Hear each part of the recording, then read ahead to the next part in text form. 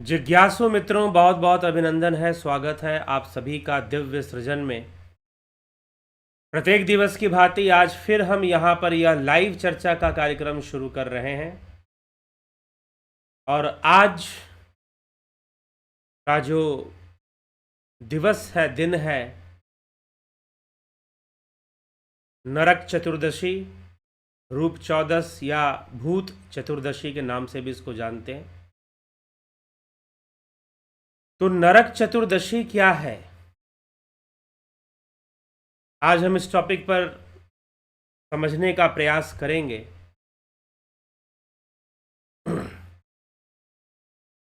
कि नरक चतुर्दशी क्या है, नरक क्या है। देखिए, यहां पर दो बातें हैं। एक है नरक की बात हम करते हैं और एक बात होती है जो अब्राहमिक थॉट है, अब्राहमिज्म। अब्राहमिज्म में क्या है और सनातन धर्म में वैदिक मान्यता क्या है, इन दोनों के बीच में अंतर क्या है, डिफरेंस क्या है। इसलिए आज का टॉपिक आज पढ़ेंगे तो क्या है, नरक का रहस्य। नरक और हेल में डिफरेंस क्या है, यमराज कौन है। तो आज हम इन्हीं सब विषयों पे हम चर्चा करेंगे और बहुत ही गंभीर विषय है, धर्म का विषय है, चर्चा का विषय है, संशय का विषय है। बहुत सारे लोग मुझसे प्रश्न करते हैं, नरक कहां पर है, स्वर्ग कहां पर है। अभी कोई बता रहा था कि इतने किलोमीटर दूर पर, इतनी किलोमीटर दूरी पर स्वर्ग है।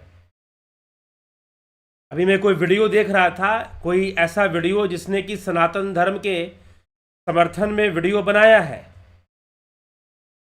और वो ये बता रहा था कि इतनी किलोमीटर की दूरी पर अंतरिक्ष में स्वर्ग का स्थान है, वहां देवता रहते हैं।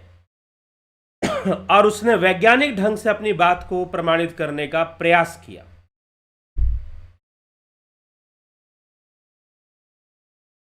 इतने किलोमीटर की दूरी पर अंतरिक्ष में एक स्थान है, आकाश में एक ग्रह है जहां स्वर्ग है।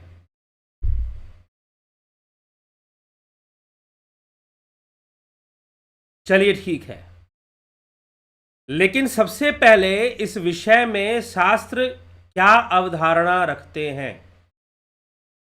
शास्त्रों में इस विषय में क्या बताया गया है, ये थोड़ा सा हमें विचार कर लेना चाहिए। उसकी जानकारी हमें ले लेनी चाहिए। ऐसे हवा में मैं एक बात, मुझे बड़ा दुख होता है, बहुत बड़ा कष्ट होता है।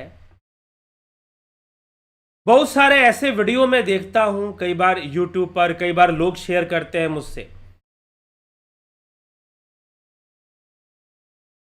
कोई ऐसे व्यक्ति हैं जो नरक का पता बता रहे हैं, कोई स्वर्ग का पता बता रहे हैं। अभी पितृपक्ष में कोई महाशय, क्या एक ऐसा वीडियो शेयर किया गया जिसमें बताया जा रहा है कि अरे हम कौवे को खिलाते हैं, कौवा खाएगा और जाकर कहीं दूर जाके पोटी कर देगा तो वो बीज निकल जाएगा और बीज उसकी पोटी से फिर वहां पर जो है क्या होगा, नया वृक्ष उत्पन्न हो जाएगा। तो इससे वृक्षारोपण हो जाएगा। तो हमारे ऋषि मुनि बड़े महान थे, इसलिए उन्होंने पितृपक्ष में कौवों को खिलाने का विधान बना दिया। दुर्भाग्यपूर्ण यह है कि आपने सही से शास्त्र अध्ययन किया ही नहीं और लगे आप विज्ञान घुसाने।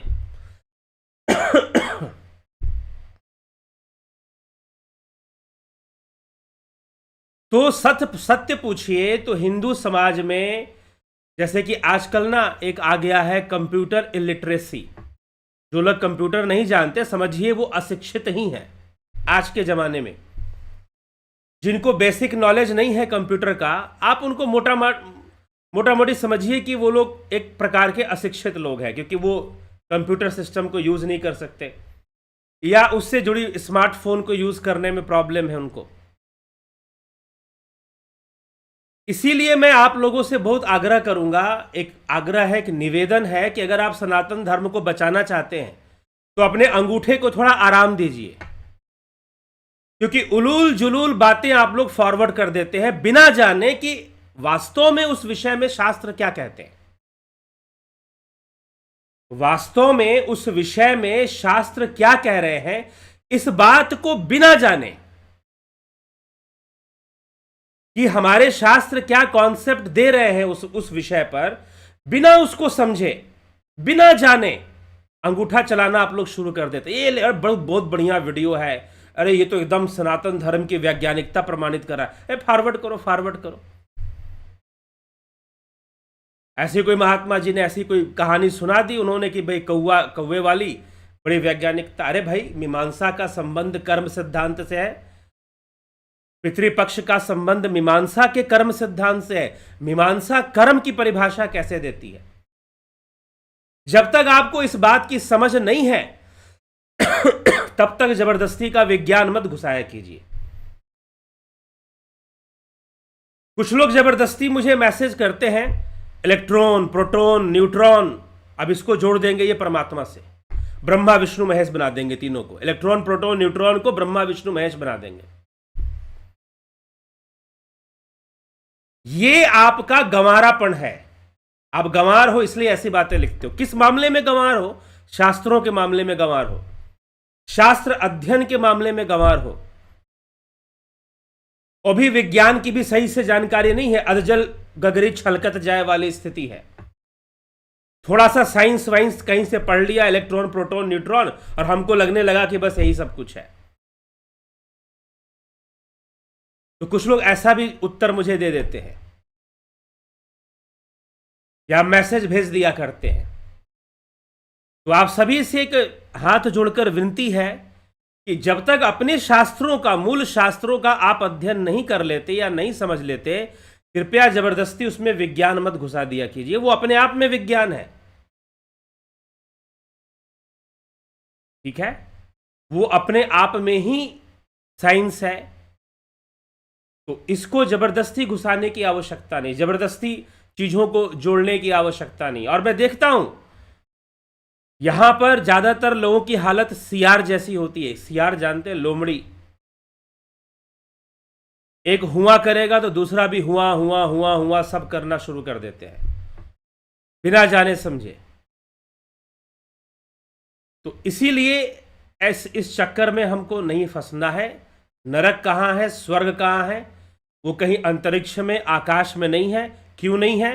इसलिए नहीं है क्योंकि हमारे शास्त्र इस विषय में क्या कहते हैं वो हमें समझना है। दूसरी बात एक और, कुछ लोग ये मानते हैं कि भाई नरक ही हेल है।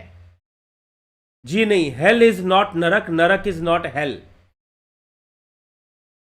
हेल की चर्चा कहां मिलती है? बाइबल में मिलती है। दोजक की चर्चा कहां मिलती है? जहन्नम, दोजक की चर्चा कहां मिलती है? कुरान में मिलती है। अब्राहमिज्म में जो दोजक और जन्नत की बात कही गई है वो बिल्कुल अलग कॉन्सेप्ट है। नरक और स्वर्ग अलग कॉन्सेप्ट है, और ये आज मैं शास्त्र सम्मत ढंग से आपको बता दूंगा। जो नरक दोजक नहीं है, नरक हेल नहीं है, ध्यान से समझ लीजिए। और इसको क्योंकि आपने सही से अध्ययन नहीं किया है, आपने सही से अगर शास्त्र अध्ययन आपने किया होता सही से, तो आप कभी इस कंफ्यूजन में नहीं आते। नरक जो है वो दोजक नहीं है, नरक जो है वो जहन्नम नहीं है, नरक जो है वो हेल भी नहीं है। बहुत ही अलग कॉन्सेप्ट है नरक का। और स्वर्ग जो है वो हेवन नहीं है। स्वर्ग जो है वो हेवन नहीं है। अच्छे से समझ लीजिए, ठोक कर समझ लीजिए। स्वर्ग इज नॉट हेवन, स्वर्ग इज नॉट जन्नत, स्वर्ग जन्नत भी नहीं है। अब आप बोलोगे नहीं, आप तो, आपके मन में अलगाव की भावना है इसलिए आप बोल रहे हैं। मैं यहां कोई अलगाव की भावना से नहीं बोल रहा, यहां जो हमारे शास्त्र कहते हैं मैं उसके आधार पर बोल रहा हूं। कुछ लोग ऐसा सोच सकते हैं कि नहीं, ये जो है अलग अलग करके दिखाना चाहते हैं, ये सर्वधर्म में विश्वास नहीं करते। नहीं, go to the scriptures, what they say. नरक इज नॉट हेल, नरक इज नॉट दोजक। नरक क्या है? अगर नरक को समझना है तो सबसे पहले एक शब्द को समझना जरूरी है, यम को समझना जरूरी है, और यमराज को समझना जरूरी है कि यम क्या है और यमराज कौन है। यमराज एक देवता है। देवता कौन है? यह प्रकृति ही तो देवता है। प्रकृति की शक्तियां जिस ढंग से काम करती हैं वो सब देवरूप हैं। यमराज जो है नरक में ले जाते हैं, नरक में ले जाते हैं। किसको नरक में ले जाते हैं? यम शब्द का अर्थ क्या है? यम यम यम शब्द का क्या अर्थ है और यमराज कौन है? बहुत लंबा समझाने की कोशिश मैं नहीं करूंगा, शॉर्ट में बताऊंगा, पकड़ते जाना। यम का अर्थ होता है, यम का अर्थ होता है जो निषेध है। निषेध मतलब जो नहीं करना चाहिए, और नियम, यम और नियम। पतंजलि योग सूत्र में आपने यम नियम पढ़ा है। यम जो नहीं करना चाहिए, नियम जो करना चाहिए। नियम जो करना चाहिए, यम जो नहीं करना चाहिए, मतलब हिंसा नहीं करनी चाहिए, झूठ नहीं बोलना चाहिए, ये सब यम है। चोरी नहीं करनी चाहिए, अहिंसा, सत्य, अस्तेय, ब्रह्मचर्य, अपरिग्रह। अधिक संग्रह नहीं करना चाहिए, विषम भाव में नहीं जाना चाहिए। विषम भाव में जाने से ब्रह्मचर्य टूटता है, समभाव में रहने से ब्रह्मचर्य स्थित होता है, ब्रह्मचर्य स्थापित होता है। तो जो नहीं करना चाहिए, अपरिग्रह अर्थात बहुत अधिक संग्रह नहीं करना चाहिए। संग्रह करने से भी यम अर्थात जो नहीं करना चाहिए वो होता है, क्योंकि प्रकृति का अपना स्वरूप है प्रवाहित होना, और आप चाहते हो कि चीजों को संजो के रखो, संग्रह करके रखो, बचा के रखो, तो उससे भी आपको मोह होता है और दोष लगता है। तो जो नहीं करना चाहिए यदि आप करते हैं, जो नहीं करना चाहिए अगर आप वो करते हैं तो आप नरक में जाएंगे। तो नरक में जाने का आधार क्या है? नरक में जाने का आधार क्या है? नरक में जाने का आधार है कर्म। नरक में जाने का आधार है कर्म। मनुष्य जो कर्म करता है, जो लालची होता है,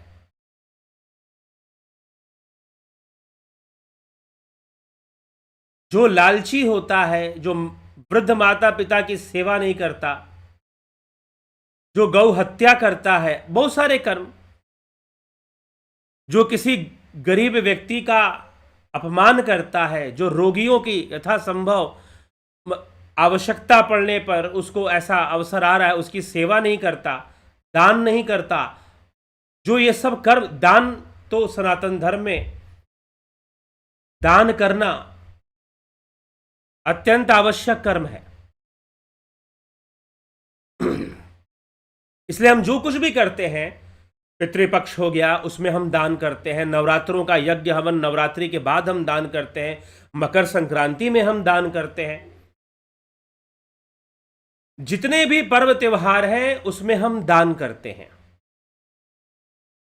जितने भी पूजा होती है, यज्ञ हवन होता है, उसके बाद दान किया जाता है। पशु पक्षियों को भी दान किया जाता है, गरीब लोगों को भी दान किया जाता है, ब्राह्मण को भी दान किया जाता है, तो सबको दान किया जाता है। किसी की मृत्यु हो जाए तो उसके बाद भी उसके नाम पर बहुत सारा दान किया जाता है। ब्राह्मण को भी दान किया जाता है, गरीबों को भी दान किया जाता है, पशु पक्षियों को भी दान किया जाता है, प्रकृति का भी दान होता है। तो जो यह कर्म ना करे, जो अग्निहोत्र ना करे, जो नित्य और निमित्त कर्मों का पालन ना करे, नित्य और निमित्त कर्मों का पालन करने से मीमांसा शास्त्र के अनुसार नित्य और निमित्त कर्मों का पालन करने से इसी के महत्व पर क्षमा करें, यह महाग्रंथ की रचना हुई है अग्निमय बुद्ध। कर्म का महत्व क्या है, इसकी अवहेलना नहीं होनी चाहिए। लेकिन कुछ विचारधाराएं ऐसी आई जहां पर कर्मों की अवहेलना जानबूझकर की गई।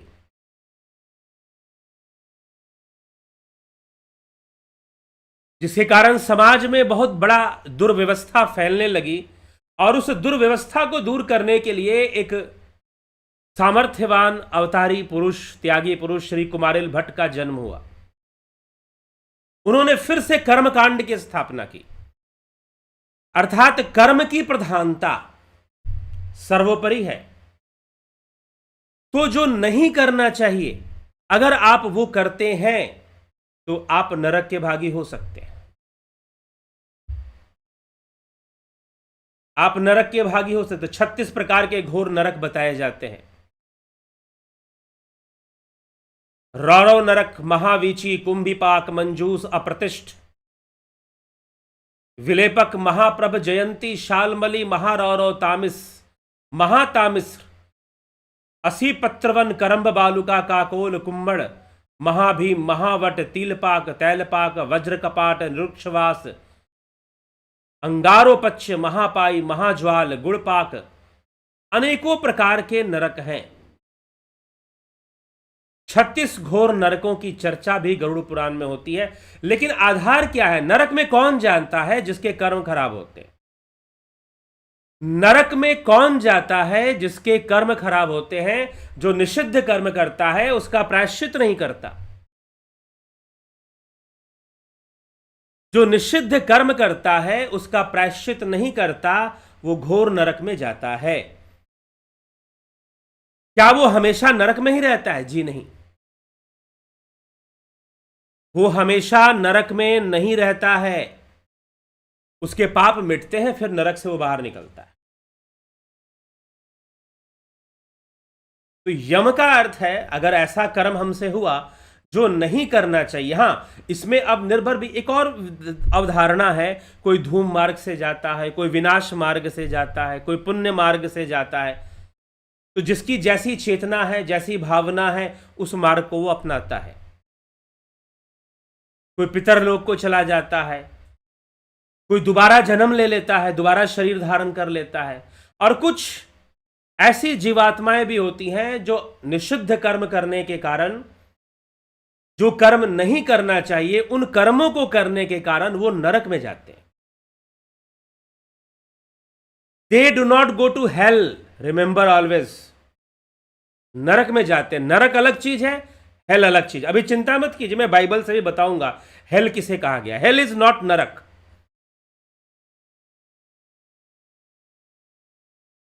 दोजक, जहन्नम जिसे आप कहते हैं, वो नरक नहीं है। क्यों नहीं है, आगे हम चर्चा करते हैं। तो वो नरक में जाता है। क्या वो नरक में हमेशा रहता है? कोई जीवात्मा क्या नरक में हमेशा रहता है? जी नहीं, हमेशा नहीं रहता। Hell is not eternal. ठीक है, सॉरी, गलत बोल दिया मैंने। हेल इज इटर्नल, नरक इज नॉट इटर्नल। नरक जो है वो शाश्वत नहीं है। स्वर्ग भी शाश्वत नहीं है, नरक भी शाश्वत नहीं है। ठीक, अपने कर्मों से जीव नरक का भोग भोग सकता है। और वो भी क्या, नरक में जाने वाले जीवों की संख्या बहुत अधिक होती है? जी नहीं, बहुत अधिक भी नहीं होती है। क्यों नहीं होती है?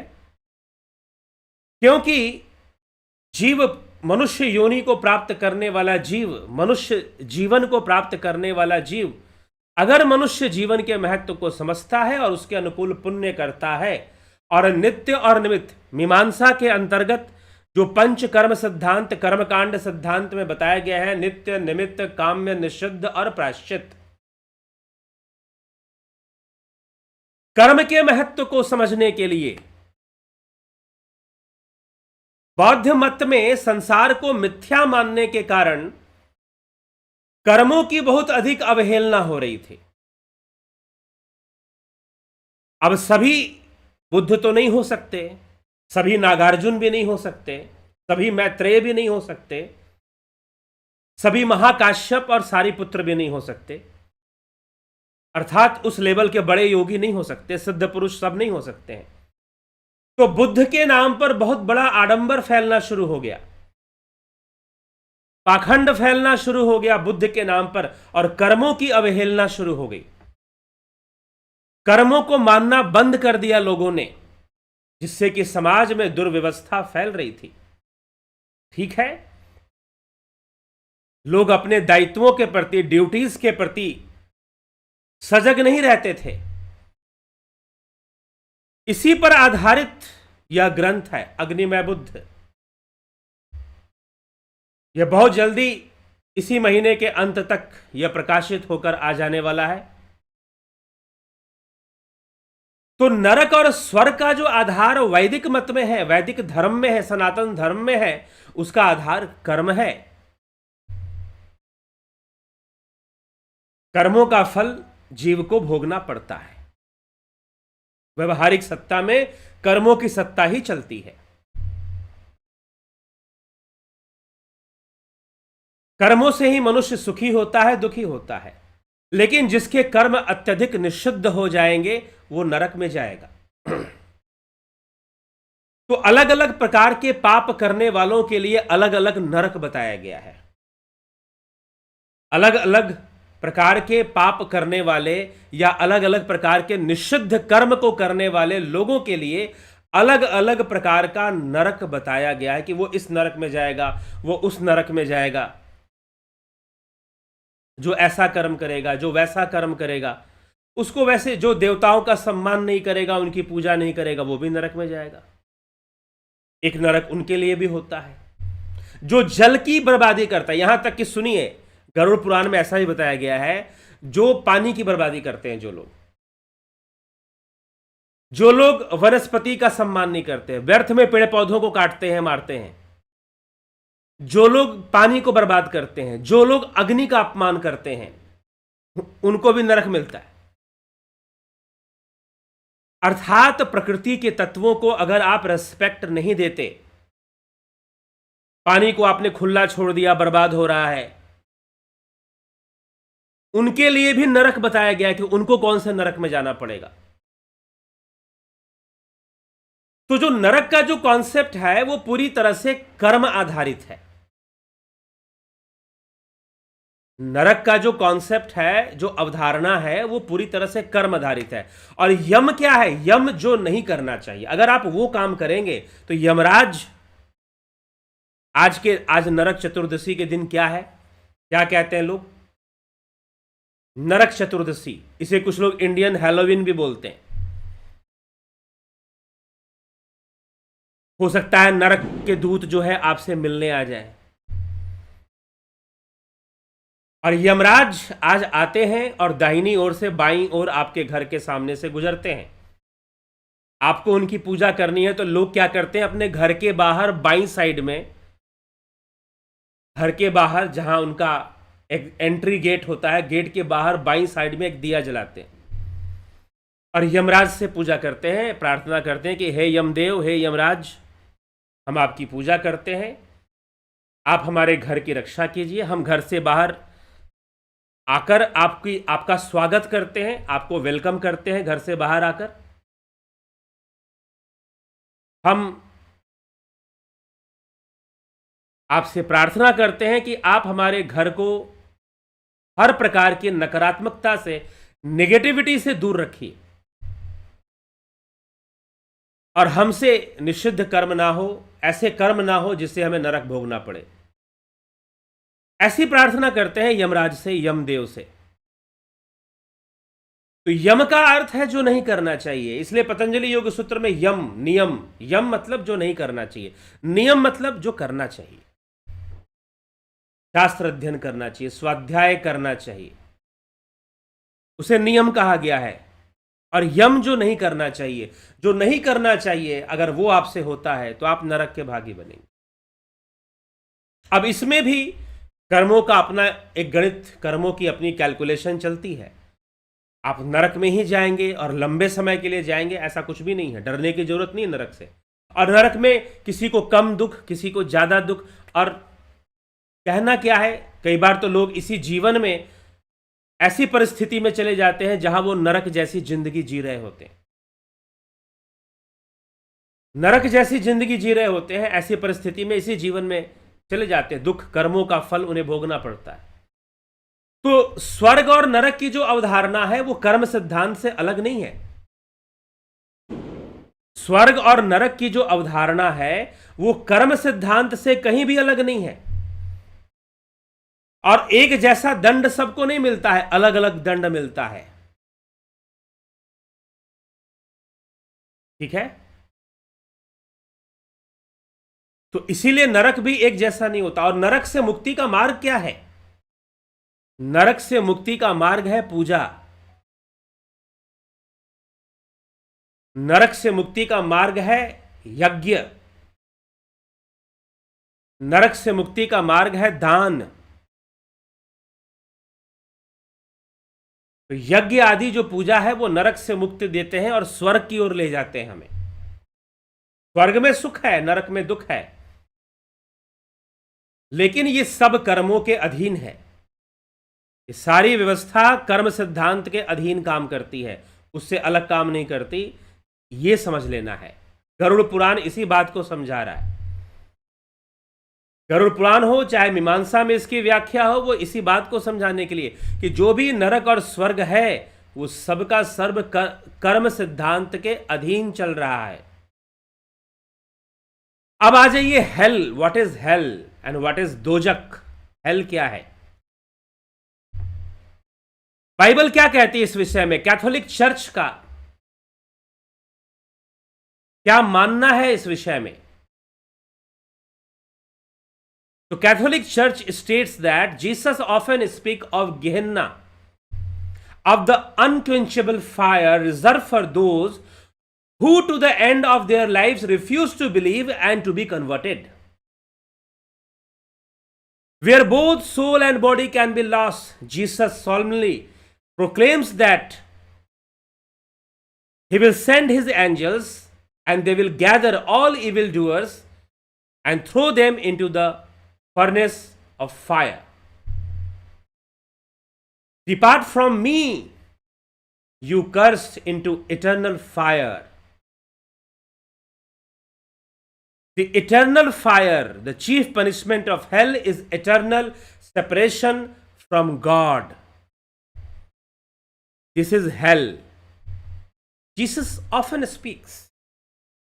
कैथोलिक चर्च का कहना है कि जीसस का कहना है कि hell is a Gehenna, the unquenchable fire, ऐसी आग जिसे कभी बुझाई नहीं जा सकती है। What is hell? ऐसी आग जिसे कभी बुझाई नहीं जा सकती है। और हेल में जाएगा कौन? क्या कह रही है बाइबल? क्या कहती है? चर्च का क्या मानना है? रिजर्व्ड, नरक का जो हेल है वो किसके लिए रिजर्वेशन है? उसके लिए किसके लिए रिजर्वेशन है? For those who to the end of their lives, वो जीवन के अंत तक जो मना करते हैं। क्या मना करते हैं? They refuse to believe and to get converted. जो जीवन के अंत तक विश्वास नहीं करते और कन्वर्ट नहीं होते, उनके लिए रिजर्वेशन है हेल में। Hell is reserve for them. Concept बदल गया। बहुत भारी अंतर है। नरक किसके लिए है? जो बुरे कर्म करते हैं, जो निषिद्ध कर्म करते हैं, उनके लिए नरक है।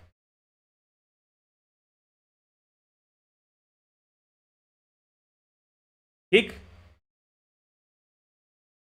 जी हां, यम का जो दिया है, दरवाजे के जो घर का जो आपका एंट्रेंस, जहां से आप घुसते हैं घर में, उस एंट्री गेट के बाईं तरफ दरवाजा नहीं लगना चाहिए दिए के सामने, बाईं तरफ आप अलग करके रखेंगे। जहां दिया रखेंगे उस गेट उसके सामने नहीं होना चाहिए, बाईं तरफ आप रखेंगे। ठीक है, लेफ्ट साइड में। तो हेल किसके लिए है? यहां पर चर्च, कैथोलिक चर्च का कहना है कि hell is a place unquenchable fire, जो कभी बुझाई नहीं जा सकती है, ऐसी आग है वो। और यहां पर आग नहीं है। यहां आप गरुड़ पुराण में पढ़ेंगे तो कहीं कहा जाएगा हेल, नरक जो है गंदे पानी की तरह है, वो गंदे पानी में रहेगा, वो खून में रहेगा, वो रक्त में भी रहेगा, वो आग में भी रहेगा, कभी वो गड्ढे में रहेगा, कभी उसे कुछ कष्ट मिलेगा, कभी उसे दूसरा कष्ट मिलेगा, इस तरह की बातें मिलती हैं। लेकिन यहां पर अनक्वेंचेबल फायर, नंबर 1। दूसरा चीज, those who refuse to believe and to refuse to get converted, जो क्रिश्चियन नहीं बनते हैं और जो विश्वास नहीं करते हैं, जो बिलीव नहीं करते हैं गॉड में, और जो क्रिश्चियन नहीं बनते हैं, उनके लिए हेल जो है रिजर्व्ड है। अगर आप क्रिश्चियन नहीं हो तो आप हेल में जाओगे, according to Bible, according to statement of Catholic church. और hell is the permanent separation, eternal separation from God. That's why in Christianity people used to say heavenly God. God is not heavenly in Sanatan Dharma. God is not heavenly in Sanatan Dharma. मूर्ख लोग हैं जो heavenly God करते रहते हैं, उनको कुछ भी जरा सी भी समझ नहीं है सनातन धर्म की। दुर्भाग्यपूर्ण है। मैंने बड़ी बड़ी संस्थाओं में ऐसा एक संस्था देखा, उसका बहुत बड़ा नाम है, मैं यहां पे नाम नहीं लूंगा। उसके जो अनुयायी हैं वो हेवनली गॉड करते रहते हैं और वो प्रचार करते हैं योग का। दुर्भाग्यपूर्ण। एक और देख लो, अब योग में गॉड कहां से आ गया? कोई जरूरत ही नहीं है किसी गॉड की यहां पर। तो व्हाट इज हेल? जो विश्वास ना करे और अपने आप को कन्वर्ट ना करे, hell is reserve for those people. उनके लिए रिजर्व है हेल। और जो उसकी सत्ता को ना स्वीकारे और अपने आप को ना कन्वर्ट करे, कन्वर्ट होने के लिए जो तैयार नहीं है, इसलिए कन्वर्जन जो है सबसे बड़ा एजेंडा है क्रिश्चियनिटी और इस्लाम में।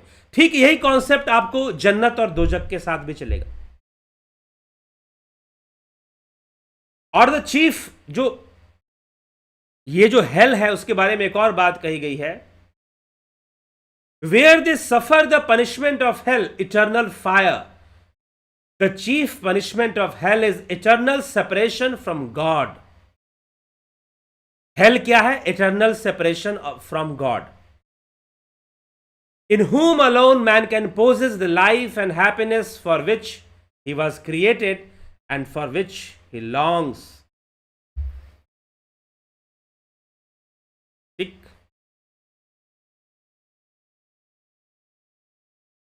नरक की जो मुख्य सजा है वो ईश्वर से अलगाव है, गॉड से सेपरेशन है, कंप्लीट सेपरेशन फ्रॉम गॉड,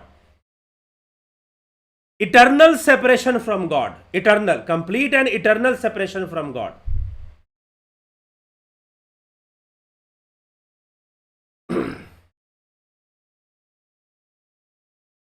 ये नरक में मिलता है, पूरी तरह से गॉड से सेपरेट उसे कर दिया जाता है और वो इटर्नल सेपरेशन को प्राप्त कर लेता है। कुछ इस तरह की परिभाषा है।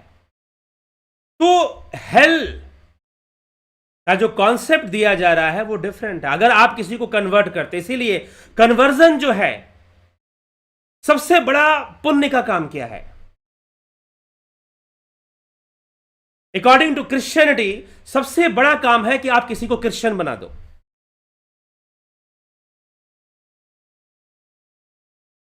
अब्राहमिज्म में एक बात है कि जो उनके अनुसार नहीं चलता उनके खिलाफ नफरत फैलाई जाती है। इस्लाम में भी सबसे बड़ा काम क्या है, सबसे बड़ा पुण्य का काम क्या है? आप किसी को मुसलमान बना दो तो आपसे ईश्वर, जो ईश्वर छोड़ दीजिए, ईश्वर वर्ड का यूज गलती से मैं कर रहा हूं, क्यों, क्या किया जाए, इसी तरह का अभ्यास बन चुका है हम सभी का। हम सभी का इसी प्रकार का अभ्यास बन गया है कि हम गॉड को ईश्वर बोलते हैं, अल्लाह को भी ईश्वर बोल देते हैं। और इस अभ्यास में मैं भी एक समय पे रहा हूं। लेकिन Ishwar is not God, Ishwar is not Allah. ये कोई वो बात नहीं है कि मैं सेपरेट करना चाहता हूं, बल्कि अकॉर्डिंग टू कंसेप्चुअल नॉलेज, जो हमारा स्क्रिप्चरल नॉलेज है, वो यही हमें समझा रही है। इसलिए हेल इज नॉट नरक, नरक अलग चीज है, हेल अलग चीज है। हेल किसे मिलता है? जो कन्वर्ट नहीं होता। हेल में वो लोग जाते हैं, complete separation, complete and eternal separation from God is hello. लेकिन जो सनातन धर्म है उसमें संसार में कोई भी कुछ भी उससे अलग नहीं है।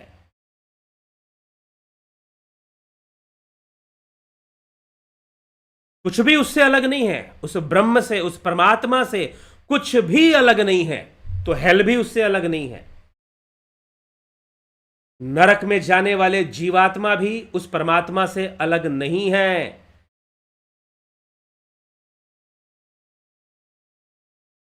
हे अर्जुन, मैं सबके हृदय में वास करता हूं। यह नहीं कि मैं पापी के हृदय में वास नहीं करता, मैं पुण्य आत्मा के हृदय में ही वास करता हूं, पापी के हृदय में ऐसा कुछ भी नहीं कहा भगवान ने।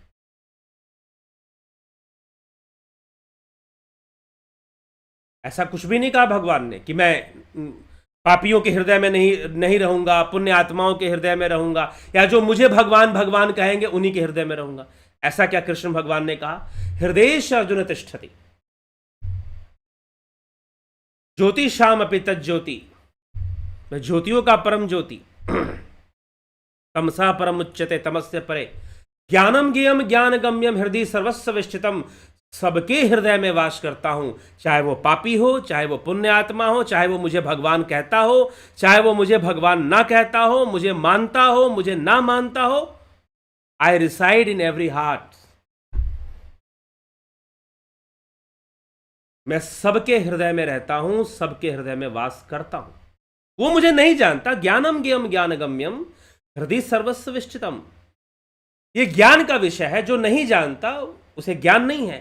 जो जान गया कि मैं उसके हृदय में रहता हूं, वो ज्ञानी है।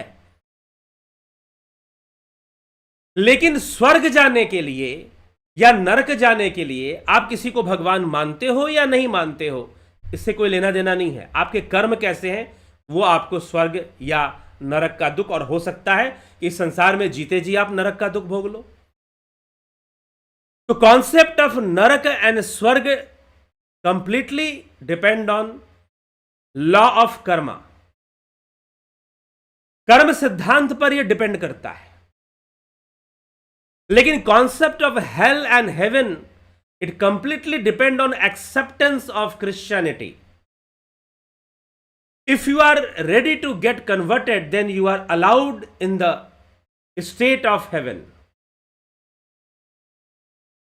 आप हेवनली फादर के हेवन में आपको परमिशन मिल जाएगी if you are ready to get converted. And ये मैं नहीं कह रहा हूं, मैं तो पढ़ के बता रहा हूं जो कहा गया है, जो कैथोलिक चर्च का स्टेटमेंट है अकॉर्डिंग टू बाइबल।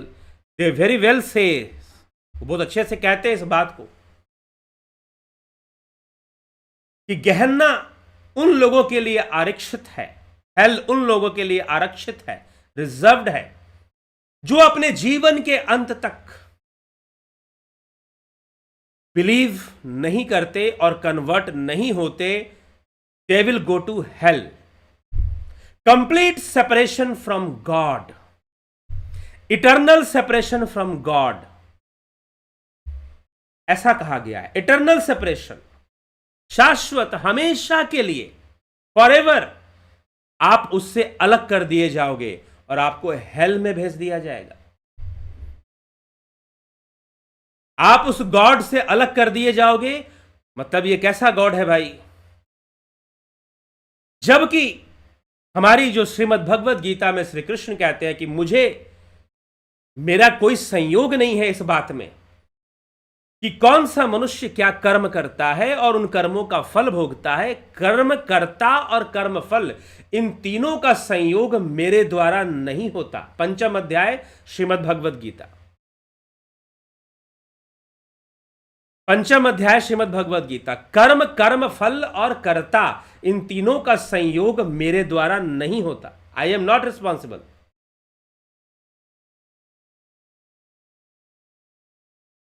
ठीक है, प्रकृति के गुण कर्म करवाते हैं आपसे, वो कर्म नहीं करवा रहा, इसलिए तो समस्या है यहां पर। हमारी अवधारणाएं, आवर कॉन्सेप्ट्स, हमारे कॉन्सेप्ट्स बिगड़े हुए हैं ईश्वर के संदर्भ में, धर्म के संदर्भ में। और हम नहीं अध्ययन कर रहे हैं कि हमारे शास्त्र किस ओर इशारा कर रहे हैं। हम कहेंगे नरक मतलब हेल, नहीं, नरक इज नॉट हेल, नरक इज नॉट दोजक, नरक इज नॉट जहन्नम।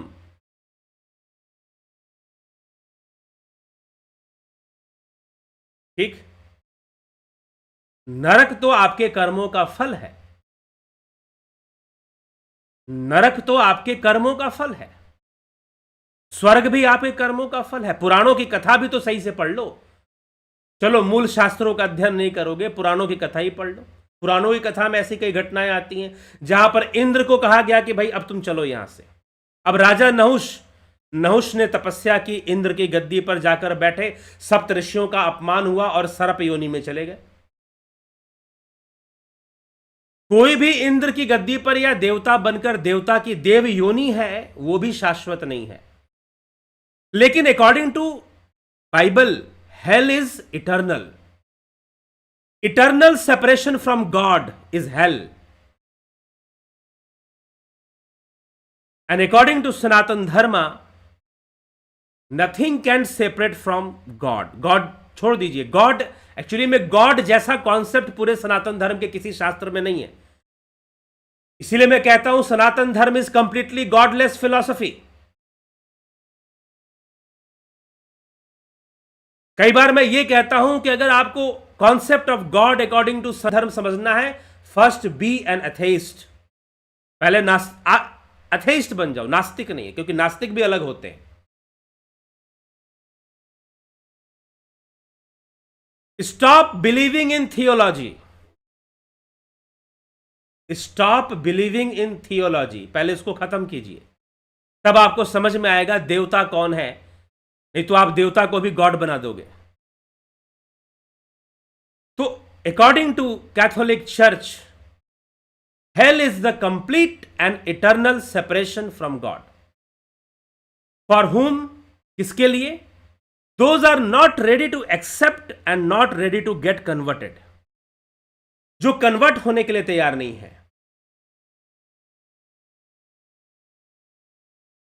जो कन्वर्ट होने के लिए तैयार नहीं है, जो बिलीव करने के लिए तैयार नहीं है, जो बाइबल में बिलीव नहीं करते और क्रिश्चियनिटी में कन्वर्ट नहीं होते, they have reservation in hell. उनका रिजर्वेशन हो चुका है। कहां हो चुका है? हेल में हो चुका है। उनका रिजर्वेशन हो चुका है। ये बात कही गई है, seats are reserve for those. जो क्रिश्चियन बनने के लिए तैयार नहीं है, जो ईसा में बिलीव करने के लिए तैयार नहीं है, कन्वर्ट होने के लिए तैयार नहीं है, उनका सीट रिजर्व हो चुका है हेल में। And they will be eternal separation, they will get eternal separation with God. वो गॉड से एटर्नल, शाश्वत रूप से अलग हो जाएंगे। Because God lives in heaven, God is heavenly father. But परमात्मा is not heavenly father, Indra is heavenly father. जिसको हेवनली फादर हम किसको बोलते हैं सनातन धर्म में? बताइए। अगर आप हेवन को स्वर्ग, हालांकि हेवन भी स्वर्ग नहीं हुआ ना फिर तो। अगर हम हेवन को स्वर्ग मानते हैं, अब स्वर्ग का राजा तो यहां इंद्र होता है, यहां परमात्मा को तो हम मानते नहीं, शिव जी भी नहीं है, विष्णु जी भी नहीं है, और वो परब्रह्म जिसे हम परब्रह्म कहते हैं वो भी नहीं है, वो भी स्वर्ग नरक से परे है। तो इंद्र इज गॉड, ये कह दो फिर। इंद्र तो एक देवता है, उसे तो हम छोटी पदवी देते हैं। भगवान कृष्ण ने तो इंद्र को चुनौती दे दी। तो बाइबल में जिसको हेवनली फादर कहा जा रहा है वो इंद्र है, स्वर्ग का राजा इंद्र, वो हो गया हेवनली फादर।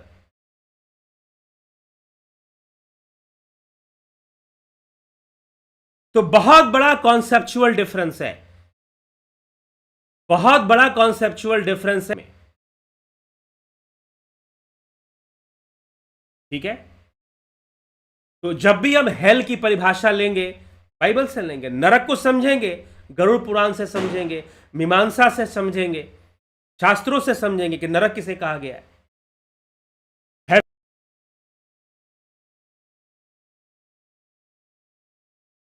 तो इसीलिए निरुक्त क्या है? निरुक्त मतलब एटाइमोलॉजी,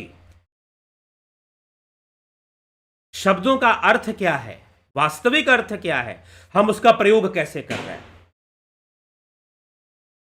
इसीलिए मैं कई बार कहता हूं धर्म सिर्फ सनातन ही धर्म है, वैदिक ही धर्म है, और उससे निकली हुई परंपराएं भी हम उनको भी धर्म कह सकते हैं, बौद्ध धर्म, जैन धर्म कह सकते हैं। तो यह हमें थोड़ा सा इस बात को समझना है। तो नरक चतुर्दशी, नरक चतुर्दशी वास्तव में जो यम है, यम मतलब जो नहीं करना चाहिए, यम का अर्थ है जो नहीं करना चाहिए, उससे हम बचें। और स्वर्ग की ओर कौन ले जाता है हमें? शुभ कर्म ले जाता है, पूजा। नरक से मुक्ति दिलाने के साधन क्या है? पूजा है। पू का अर्थ होता है नरक, पू शब्द का अर्थ होता है नरक। पूजा से मोक्ष नहीं मिलता, ध्यान रखिएगा, पहले भी बता चुका हूं। आप जितना भी पूजा पाठ करते हो, यज्ञ हवन करते हो, यह मोक्ष का साधन नहीं है।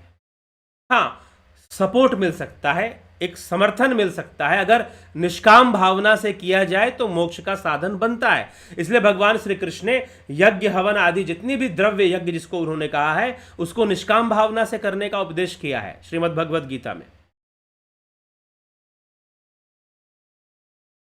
तो पूजा पाठ यज्ञ ये इनसे हमें मोक्ष नहीं मिलता, लेकिन इससे हमारे पुण्य वृद्धि होती है, अशुद्धियों का नाश होता है, सूक्ष्म रूप से जो नेगेटिविटी काम कर रही है वो दूर होती है, नेगेटिव एनर्जी जो है हमारे घर से दूर भागती है अगर हम पूजा करते हैं, आरती करते हैं, अग्निहोत्र करते हैं घर के भीतर, नेगेटिव एनर्जी जो है वो घर से दूर भागती है।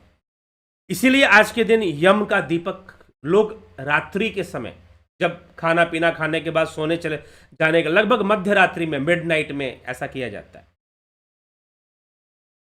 रात्रि के समय घर के बाहर एक पुराना दिया जलाते हैं, रिमेंबर, पुराना दिया जो पहले से यूज हुआ है, उसको तेल में जलाते हैं, घी में भी नहीं जलाते।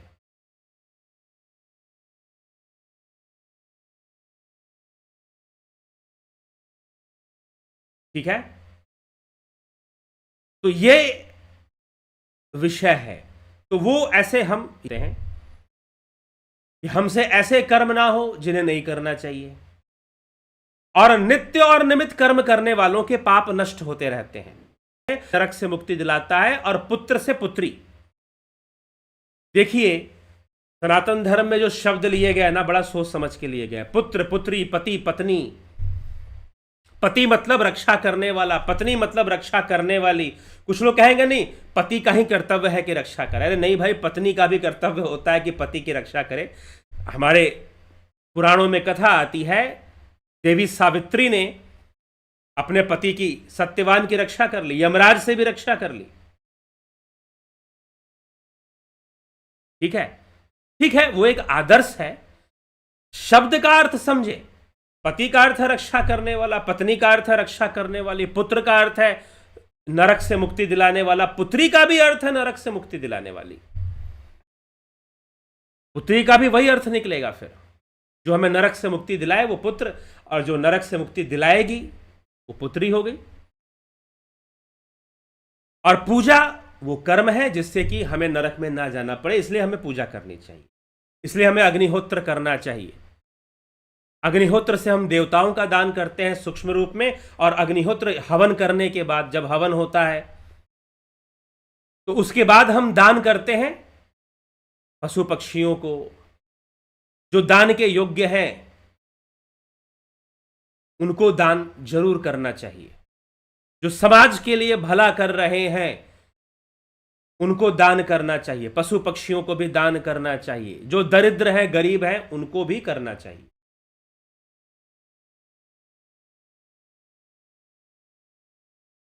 और जो धर्म का कार्य कर रहे हैं उनको भी दान करना चाहिए। तो इस प्रकार से दान की व्यवस्था हमारे सनातन धर्म में बहुत बड़ा स्वरूप है इसका, दान करने का और सेवा करने का बहुत बड़ा स्वरूप है। तो यह हमें समझना चाहिए, और यह सब हमें नरक से मुक्ति दिलाने के लिए, हम नरक से बचें। तो कुमारिल भट्ट के अनुसार, भट्टाचार्य के अनुसार, भट्ट मीमांसा, तो भट्टाचार्य के अनुसार नित्य और निमित्त कर्म अगर आप प्रैक्टिस में रखते हैं, भट्टाचार्य के अनुसार अर्थात कुमारिल भट्टाचार्य के अनुसार अगर आप नित्य और निमित्त कर्म प्रैक्टिस में रखते हैं तो फिर आप कभी नरक के भागी नहीं बनेंगे।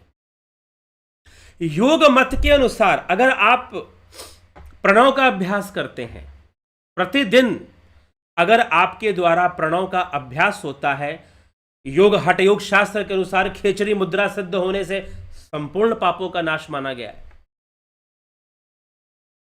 ठीक है, खेचरी मुद्रा का अभ्यास करते हैं, प्रतिदिन प्रणव का अभ्यास करते हैं, प्रणव साधना करते हैं, जो कि ध्यान योग में सिखाया जाता है, जो कि शुरू होने वाला है कब से, इस महीने 20 नवंबर से शुरू होगा ध्यान योग का कोर्स।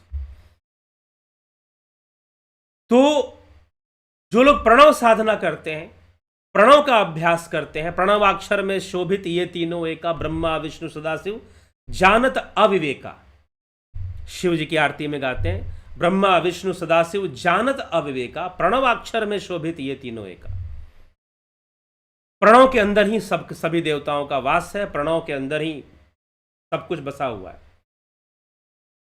तो जो सही विधि से, जो प्रणव के रहस्य को जानते हैं, कई लोग तो प्रणव को जानते ही नहीं है, उनको लगता है कि मुंह से ओंकार का उच्चारण कर लिया तो प्रणव हो गया।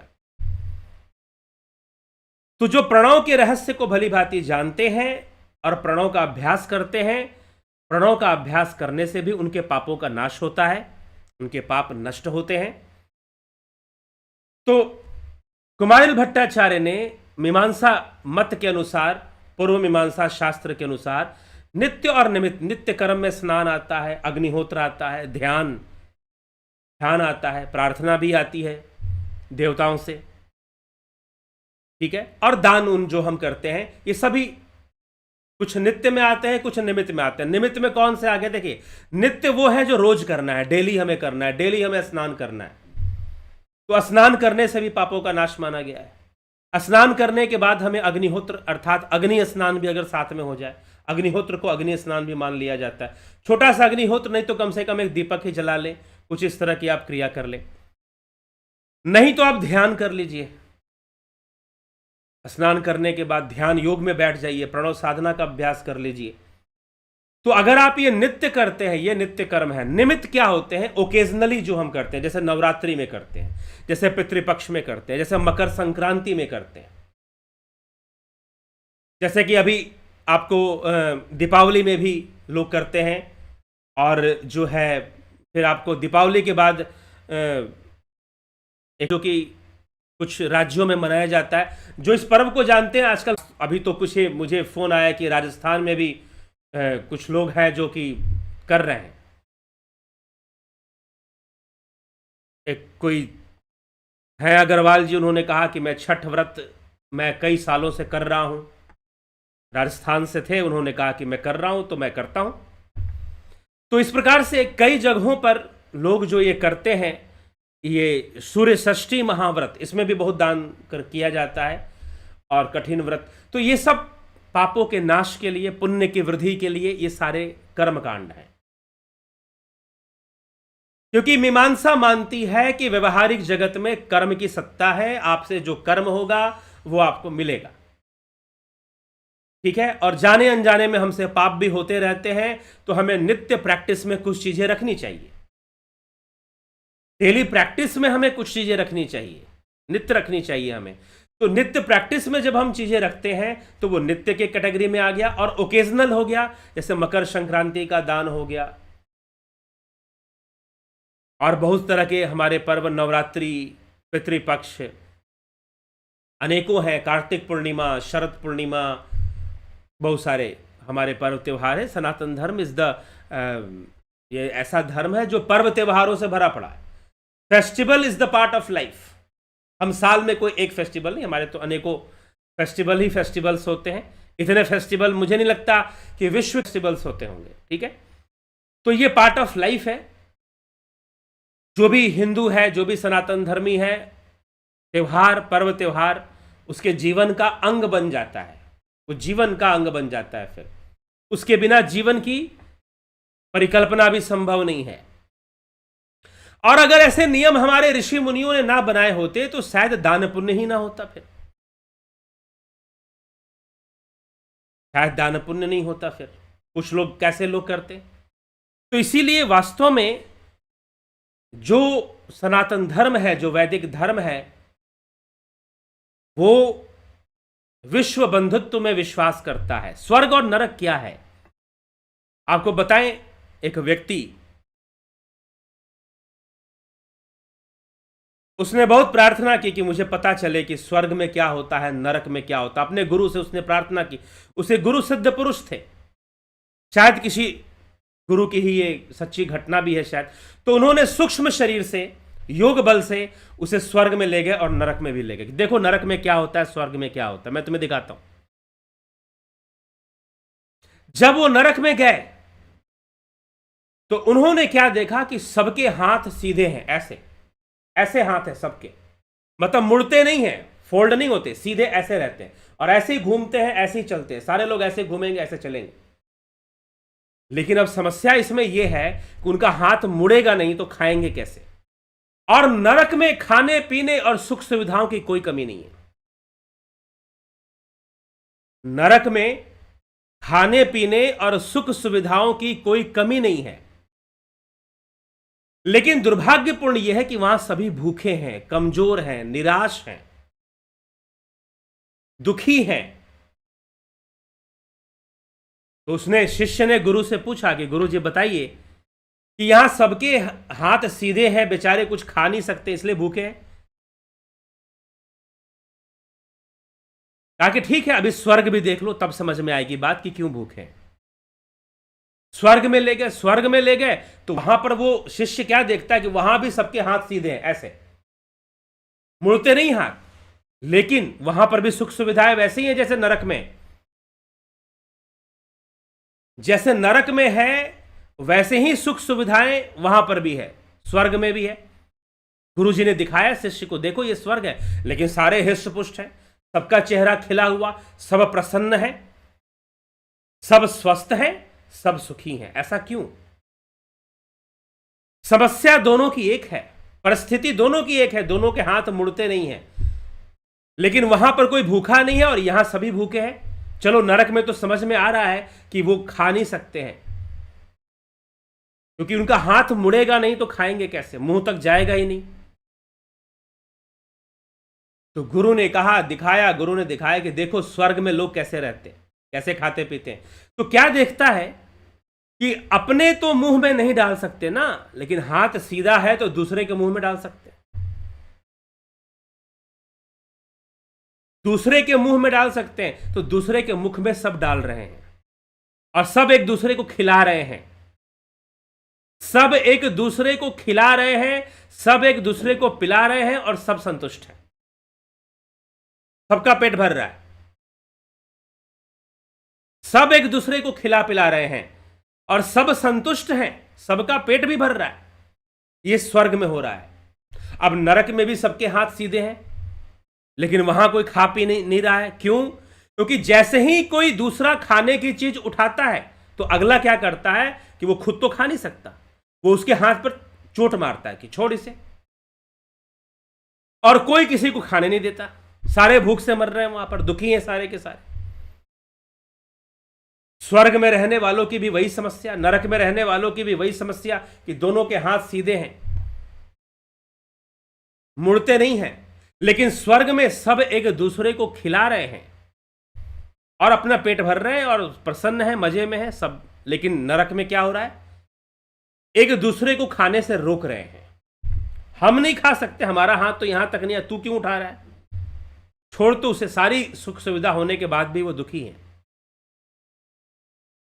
तो ये भारतीय जो धर्म है, सनातन धर्म के अनुसार नरक और स्वर्ग का ये कॉन्सेप्ट है, ये कर्मों के फल के रूप में प्राप्त होता है, ना कि ये किसी गॉड की मर्जी है कि वो किसी को हेल में भेजेगा, किसी को हेवन में भेजेगा, किसी को एटर्नल सेपरेशन दे देगा। नो, सनातन धर्म के अनुसार ईश्वर किसी को अपने आप से अलग नहीं करता, किसी को अपने आप से वो अलग नहीं करता। ठीक है, हां, कुछ लोग तामसी हो सकते हैं, कुछ लोग सात्विक हो सकते हैं, कुछ ज्ञानी हो सकते हैं, कुछ अज्ञानी हो सकते हैं, ये हो सकता है। लेकिन जिसने एक्सेप्ट नहीं किया, जो कन्वर्ट नहीं हुआ, उनका सीट रिजर्व कर दिया गया हेल के अंदर। This is the statement. तो ये एक बड़ा डिफरेंस है हेल और नरक में। हेल इज नॉट नरक। ठीक है, तो स्वर्ग कैसे बनेगा? अरविंदो ने कहा कि अगर विश्व की जनसंख्या 75%, 75% पॉपुलेशन, अगर श्री अरविंदो कहते हैं, महर्षि अरविंदो कहते हैं कि अगर 75% पॉपुलेशन अगर योग मार्ग पे चल पड़े, सनातन धर्म को समझ ले, कर्म के सिद्धांत को समझ ले, योग मार्ग पे चल पड़े। अब कर्म का सिद्धांत महर्षि पतंजलि ने भी दिया है, 4 प्रकार के कर्म बताए उन्होंने। कृष्ण शुक्ल मतलब मिश्रित कर्म, और ऐसे कर्म जो ना कृष्ण है ना शुक्ल है, दोनों ही नहीं है, वो योगियों का कर्म होता है। योगियों का कर्म ना पाप होता है ना पुण्य होता है, उससे परे होता है। तो कुछ इस प्रकार से उनका कर्म होता है। तो ये सामान्य मनुष्य के लिए, जो योगी नहीं है, उनके लिए बताया गया है नरक और स्वर्ग का सिद्धांत। जो नरक और स्वर्ग का सिद्धांत, जो जैसा कर्म करेंगे वो उसके अनुसार नरक में जाएंगे, स्वर्ग, लेकिन वो इटर्नल नहीं है, शाश्वत नहीं है। According to Abrahamism it is eternal. अगर आप हेल में जाते हो तो that is the eternal separation from God. अगर आप हेवन में जाते हो, you will live with God in heaven. ऐसा माना गया है। लेकिन नरक में जाना, पहली बात तो वो सेपरेशन, ईश्वर से वो सेपरेशन है ही नहीं। नरक में चले भी गए और गए तो वहां हमेशा रहोगे, ऐसा भी नहीं है। जब तक कर्म है तब तक है। स्वर्ग की भी यही हालत है, स्वर्ग में हमेशा रहोगे ऐसा नहीं। लेकिन अकॉर्डिंग टू अब्राहमिज्म, अगर आप हेवन में चले गए, जन्नत में चले गए, तो हमेशा के लिए चले गए। अगर आप दोजख में चले गए तो हमेशा के लिए चले गए। This is the very very big difference. बहुत बड़ा अंतर है ये। स्वर्ग में रहने वाले भी अपने कर्म के अनुसार, प्राणी तेरे पुण्य का जब तक है भंडार तब तक सब कुछ माफ है, करो गुना हजार। कुछ लोग कहते हैं ना कि एक आदमी पाप भी किया जा रहा है फिर भी आगे बढ़े जा रहा है। प्राणी तेरे पुण्य का जब तक है भंडार तब तक सब कुछ माफ है। हमेशा के लिए माफ नहीं है, तब तक माफ है। और ऐसा सच तो है कि माफी भी नहीं है। जो गलत कर रहा है वो भी आगे जाकर आएगा। अभी पुण्य का फल मिल रहा है तो पाप का भी फल बाद में मिलेगा। ऐसा नहीं कि मनमर्जी ही चलती रहेगी।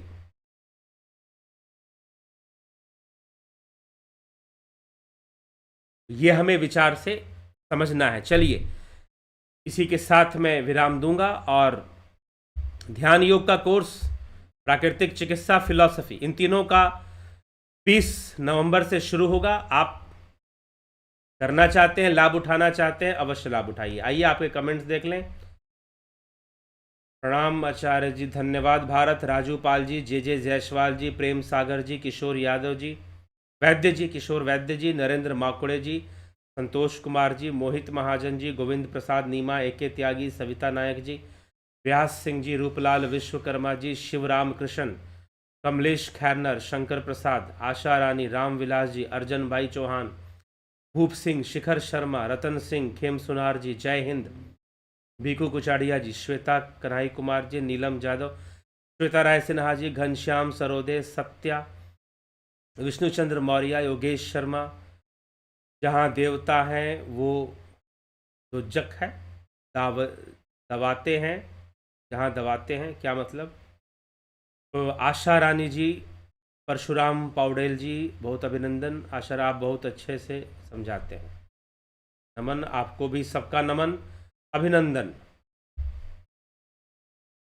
कन्हई कुमार जी, कलिंद्र सेठ जी, जोगिंदर सिंह जी, मनोज साई, बिमला शाह, धर्मेंद्र कुमार, आदम हब्बा ने अदन की वाटिका में कौन सा फल खा लिया जो उन्हें परमेश्वर ने दूर कर दिया? वो परमेश्वर नहीं था, जो किसी को दूर कर दे वो परमेश्वर नहीं होता, ठीक है। प्रभुदत्त शर्मा जी, माधुरी कोले जी, सामाजिक ज्ञान, पूनम सेठी, किशोर वैद्य, आज का व्याख्यान अद्भुत है। सनातन धर्म में नरक का अर्थ स्पष्ट, यह लॉजिकल भी है, किशोर वैद्य जी। सविता नायक जी, मोहल्ले में किसी के यहाँ दिवाली से 2, 4, 6 माह पहले कोई मृत्यु हो गई हो तो उनके घर कुछ मिठाई, नाश्ता, रोशनी के दीपक पहुंचाना। मोहल्ले में किसी के यहाँ दिवाली से 2, 4, 6 माह पहले, 2, 4, 6 माह पहले, अब उनके घर का माहौल देख लीजिए, उनके घर का माहौल पहुंचा सकते हैं, कोई दिक्कत नहीं है पहुंचाने में।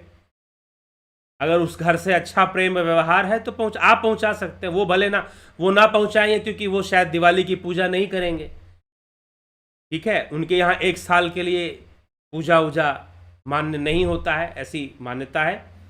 कुछ जगहों पर 6 महीने के लिए, कुछ लोग 1.25 महीने तक ही मान लेते हैं, कुछ लोग होली तक मानते हैं क्योंकि होली से वर्ष बदल जाता है, ठीक है। होली से शाक संवत के अंतर्गत या विक्रमी संवत के अंतर्गत जो है, होली से वर्ष का परिवर्तन माना जाता है। तो कुछ लोग होलिका दहन तक मानते हैं कि यहां तक हम मानेंगे। लेकिन अगर आपको भिजवाना है तो आप भिजवा सकते हैं, कोई दिक्कत नहीं है। हाँ, वो आपके घर नहीं भिजवाएंगे क्योंकि हो सकता है कि वो पूजा ना करें, प्रसाद ना चढ़ाएं, ठीक है। तो अगर हुआ है, अब उनके घर में कैसा माहौल है उस पर भी निर्भर करता है। किसकी मृत्यु हुई है, बालक की मृत्यु हुई है, माहौल कैसा है, वो आप अपना व्यक्तिगत स्तर पर। हाँ, अगर आप नियम जानना चाहते हैं तो इसमें कोई बुराई नहीं है कि आप मिठाई पहुंचाएं, लेकिन आपकी वहां जो लोकल सर्कमस्टेंसेस हैं वो कैसी हैं।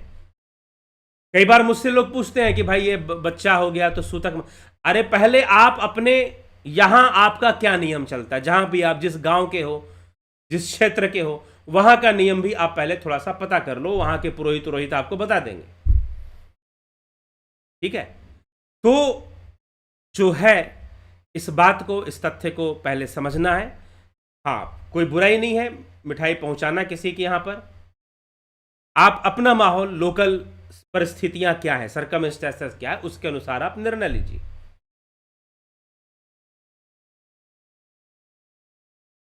ठीक है। गुरुजी कोर्स नहीं करवाए, अभी तो कोर्स का समय ही खत्म नहीं हुआ। जब समय खत्म हो जाए तब इसकी चर्चा कीजिए,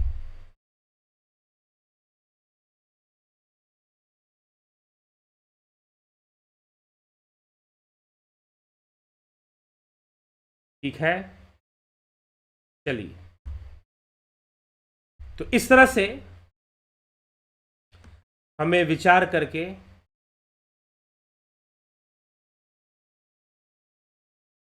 इस विषय पर हमें विचार करना चाहिए, और प्रणव को जानने के लिए, प्रणव के ज्ञान के लिए, प्रणव साधना के लिए हमें क्या करना है, कोर्सेज ज्वाइन करनी है। 20 तारीख से जो कोर्स शुरू हो रहा है उसे हमें ज्वाइन करना। ठीक।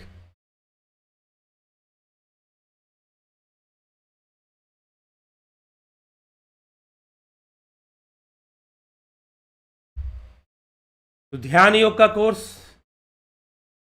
प्रणव साधना, सूक्ष्म शरीर को समझना, ये सब ध्यान योग से संभव। कुछ लोग प्रश्न करते हैं सूक्ष्म शरीर को कैसे जाने, ध्यान योग से यह संभव है। फिर प्राकृतिक चिकित्सा,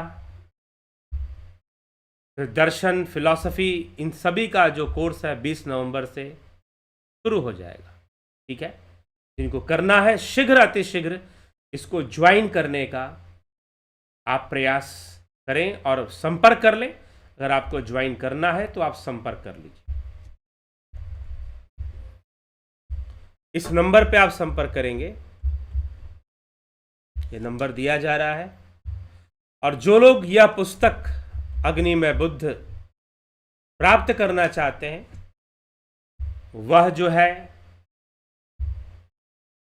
प्राप्त कर सकते हैं, वो भी इसी नंबर पे संपर्क करेंगे कि कैसे प्राप्त करना है, क्या माध्यम है। 350 रुपीज इस पुस्तक का कॉस्ट है। तो इसकी जानकारी भी आप ले सकते हैं। ठीक है,